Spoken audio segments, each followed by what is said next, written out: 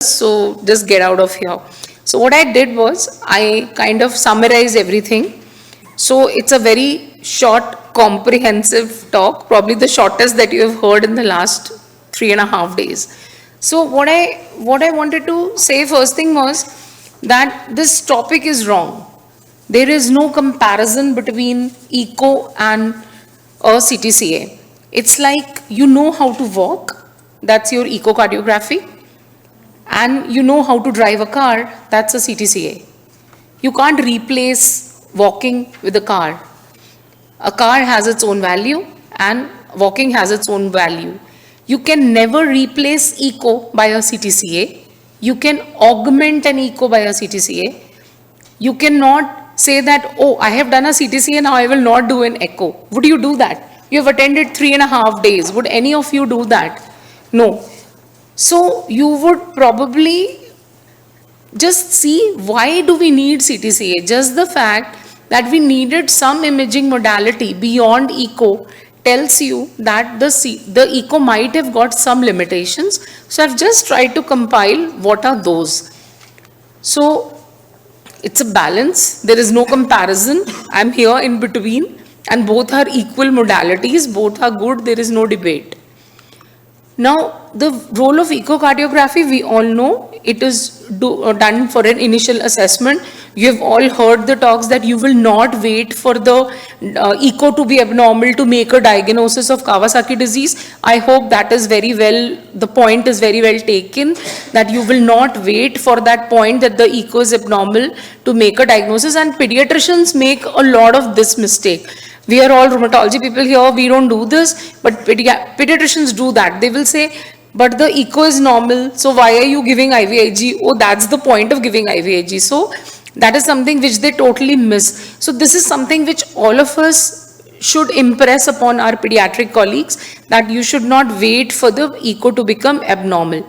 Coronary artery evaluation can be very well done by echocardiography with limitations, yes. But for early detection of coronary artery dilatation or aneurysms, you will have to use echo as your first step.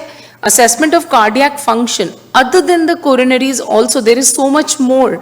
The myocardium, the valves, who's looking at all of that? The pericardial effusion, all of that you would be looking by an echo, and all the other pathologies need to be excluded. It is absolutely non-invasive, can be repeated as many times. I can do it daily, I can do it alternate day, I can do it twice a week. There is no risk of radiation, and you can calculate the coronary artery Z-scores. And yes, I heard the debate yesterday where there was a lot of problem with the coronary artery Z-score, and nobody knew how to use the infantometer, and nobody was measuring the height and the length properly. But yes, in spite of all of that, you would use the Z-scores, or you would use the coronary artery dimensions, and you would be accommodating the changes in the weight and height. And now, why do we need another imaging modality? Because this imaging modality must be having some limitations. What are they? First thing, it is hugely observer dependent. That is a huge disadvantage with echo. Now you ask me to stand and do a echo in front of the, so it will be like, I don't know, probably, I'd rather not say. So the observer would need to know what is the site of measurement, the proximal. You have to, do you measure from the ostium? Do you measure a little away? How little away? In a heart who's beating at 120, 130, 140, a child who's crying, who's cranky, how do you measure? How do you identify? How do you do? So it's hugely observer dependent.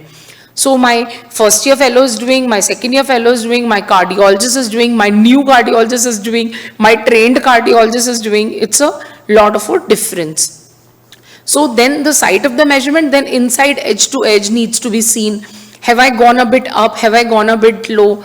And that can change the dimension hugely, and that can change the Z-scores. As we saw yesterday, Dr. Narendra told us that even if you measure, it's a little different, the Z-score changes. So there's a huge variability.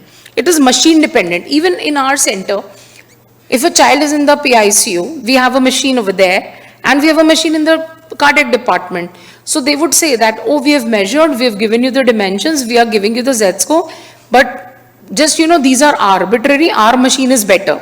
This machine is not better. So the probe frequency, the machine, it all matters. So it's one limitation, the probe is part of the machine. Sedation may be required. Sometimes we do with only the trichlorphos, that is the pedichloral, but sometimes you may require some ketamine or some midazolam in very, very irritable children and in crying children who are less than 3 years of age.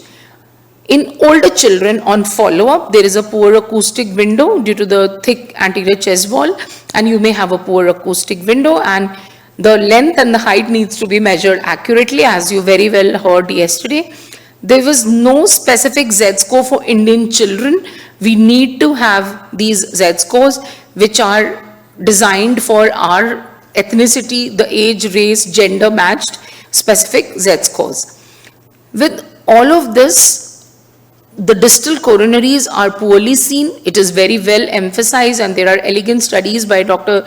Rakesh here that where they have shown in a lot of children that the distal coronaries have aneurysms when they have been missed by doing the echos. It is difficult to view the left circumflex artery. Again, another paper from PGI which shows the same, and stenotic lesions cannot be delineated well, and vessel wall cannot be evaluated by the echo. So with all of these limitations, we need something else. I am not covering the MR angio today, but I am just covering the CTCA. So sensitivity of the echo to detect stenotic lesions is only 80% or even less, and it is more than 94% to 97% with the CTCA. And there are many papers to say that. Now, what are the advantages of a CT coronary angio? It overcomes almost all the limitations of a 2D echo.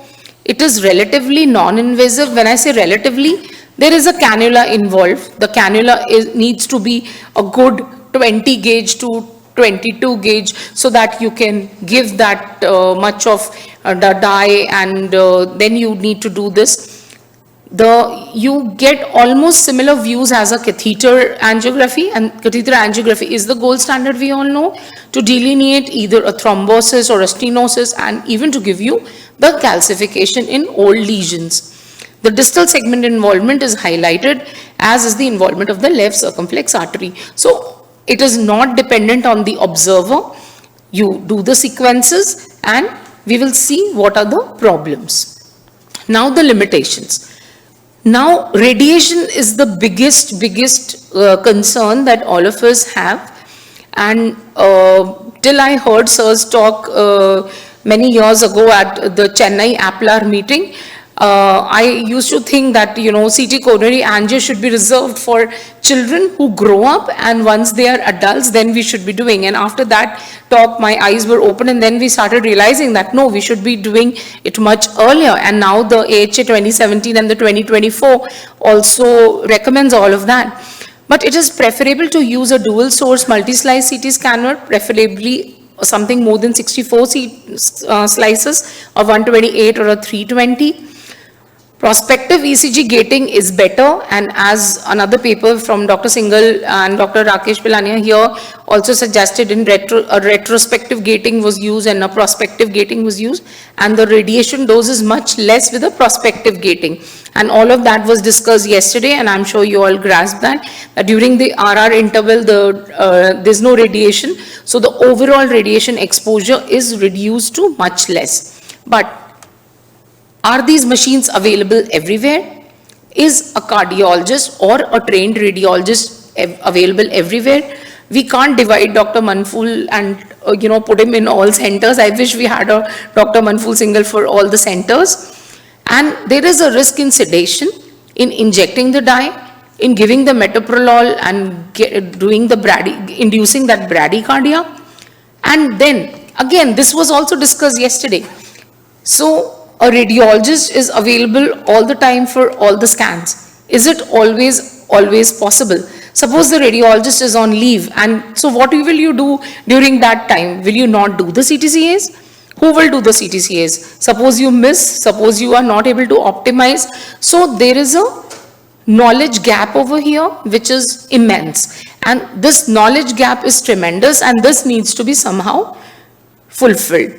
So so there will be 3 teams required, probably a cardiologist, probably a pediatric sedation team, and probably a trained radiologist.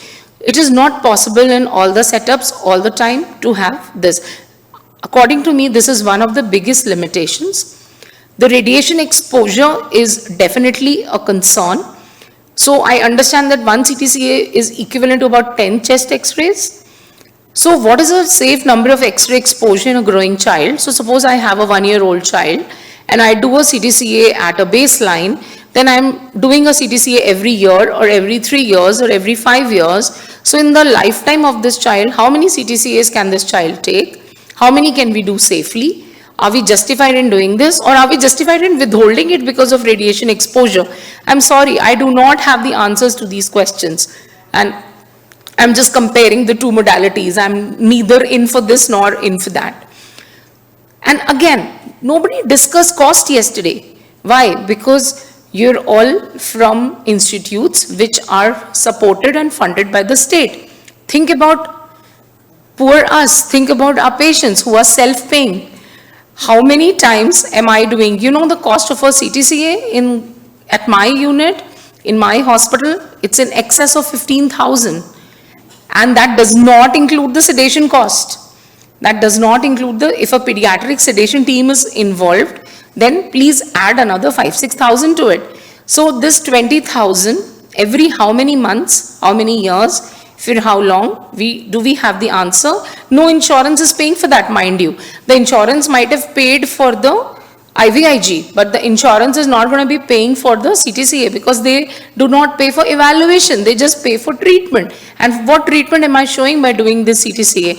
This has hugely limited our doing CTCAs, and in fact, majority of the patients at Gangaram Hospital who have undergone a CTCA have been sent to us by Chandigarh, and they've got their CTCAs done over here.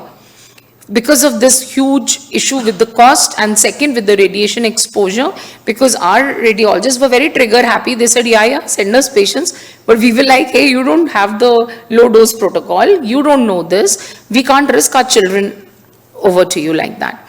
And this was this amazing, elegant study with an emerging role of CT coronary angio in evaluation of children with Kawasaki disease. This really helped me broaden my horizons and to learn. And that's why I've placed this screenshot. All of you who have not read this study, I'm sure all of you might have, but jisne bhi nahi padhi, please go back and read this. So now this again, now as Sir was pointing out yesterday, and as that paper also gave that algorithm which yesterday was shown 2-3 times. So now think about this. When should you be doing a CTCA? The AHA recommendations are something different.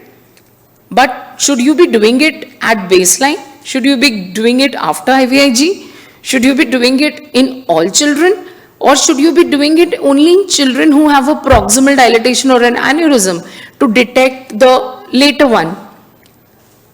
I tried to find the answers. I have no answers for this. All I could understand was that if you really want to say, if you want to be a purist and you want to say that I do not want to miss a single distal or a single left circumflex, then all children who have been diagnosed with Kawasaki disease should undergo an echo and a CTCA simultaneously. And that would you be able to do that?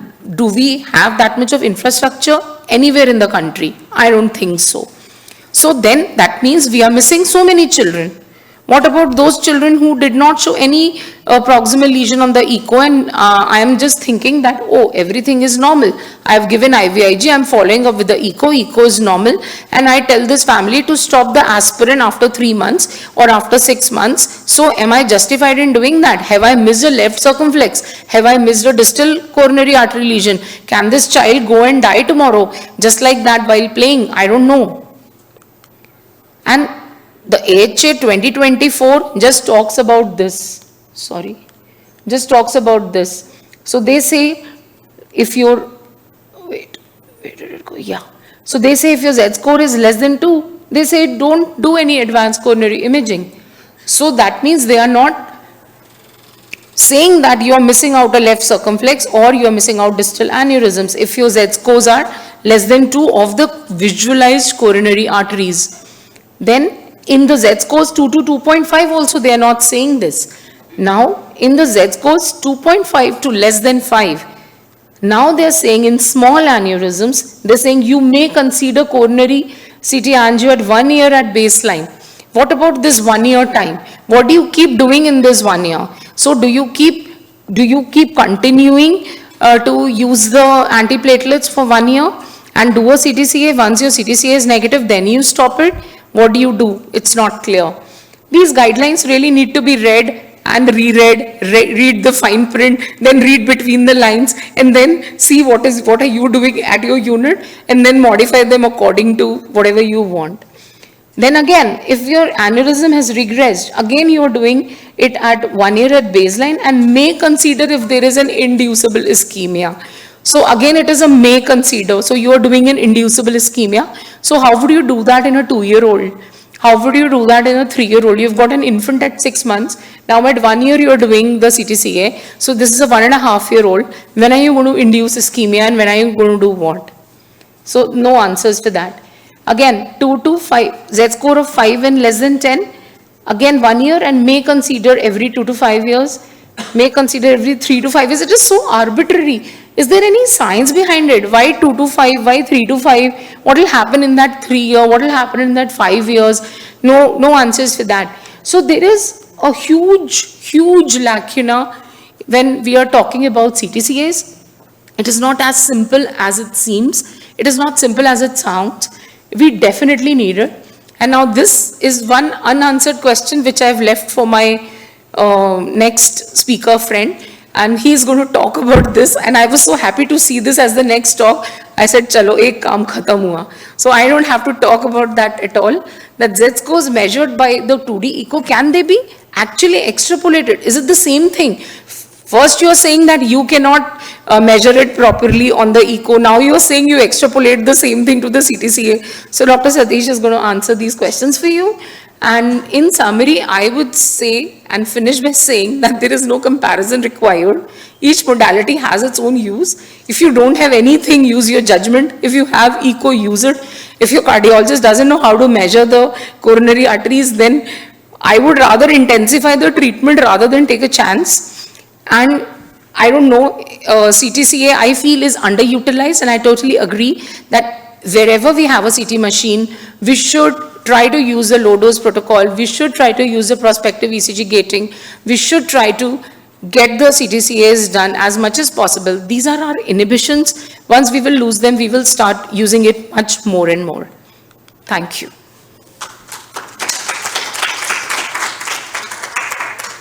Thank you, ma'am, for your talk, and you have posed several questions, and which is essential because we are still evolving in this, and we don't have set answers in this, because guidelines are also a well-crafted written documents. So they are that how can we circumvent the things, and that's what they have done, because in lack of evidence or lack of the great